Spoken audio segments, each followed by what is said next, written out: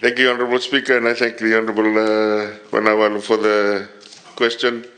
The Northern Development Program is probably one of the most successful programs that was launched by the previous government, and we are continuing it.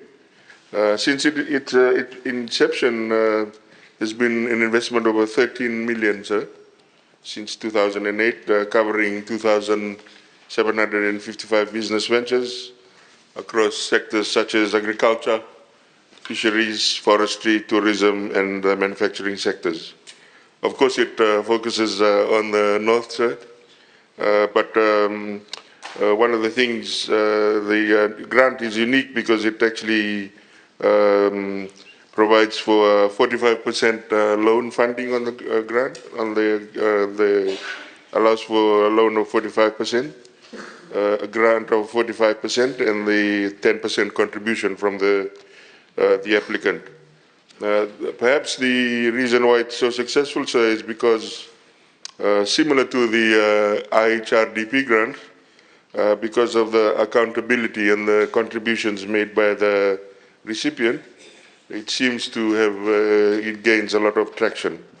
One of the most influential partners, lending partners, has been the FDB, and which has allowed contributions to the north over the last 3 years. In fact, we have invested about 1.5 million in grants and securing loans of about 2.4 million. We see the value in supporting MSMEs in the north, sir. And let me just share some interesting facts. Based on recent visitations, there's about a 95% success rate recorded in the Northern Development Program. Our monitoring and evaluation tells us that every MSME we support in the program creates about 3 jobs. Essentially, our investment, if you look at it in total, since 2008, has created up to 8,200 jobs since 2008, sir, and contributing to about 39,000 livelihoods. On average, one recipient can earn close to 13,000, which varies by sector, sir. And we have also noted the shift from informal business ventures to a more formalized, compliant entrepreneurial ventures in agriculture, fisheries, manufacturing, and tourism. So in terms of, just to share one story, successful story from the grants, and this is the case of Ms. Meena Gaunda, who started with only 100 layer birds with the assistance of the NDP, and has now grown her business to be one of the key suppliers of eggs in the north. And of course, her example has broken all gender stereotypes, triumphing the cause for women, but business in general, Honourable Speaker. So as you can see, sir, the grant at this point, I think certainly from the government side, with the renewed resurgence, I think economically in the north, this grant is actually proving more and more popular and more and more sustainable, sir.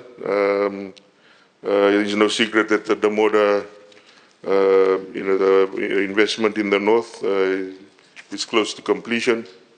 There's also Pramod Enterprise, Vinod Patel, Namena Plantations that are investing in the north, sir. Close to, in our estimation, there's about 8 investments valuing about 44.5 million that are under construction at the moment in the Voligu. And of course, there's the much anticipated opening of the Ramada Onco by Wyndham, which is significant, sir, because it actually signals the first branded property in the north, which will actually mean, as the Honourable Ngawaka knows, when the Sofitel was launched, it created a momentum of branded resorts as a catalyst in those areas. And we are expecting similar momentum in the north, sir. In fact, there's already one big name sniffing around in Taveuni as we speak, sir. Of course, the Grand Eastern Hotel too is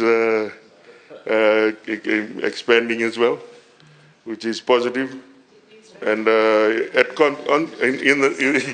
the north at the moment, sir, there's at concept stage, there's about $142 million worth of investment, sort of already in the pipeline. And this covers real estate, tourism, construction, and commercial buildings, sir. So in a nutshell, sir, the grant, as I mentioned, has been quite positive in its contributions. The ministry continues to exhaust all funding that's allocated to this grant, and will continue to seek more as we move along. But overall, sir, as you can see, not only is the grant popular, but from this side of the house, the north is starting to boom, sir. And we will see significant growth in the next 3 to 4 years. Yes, Honorable Koya.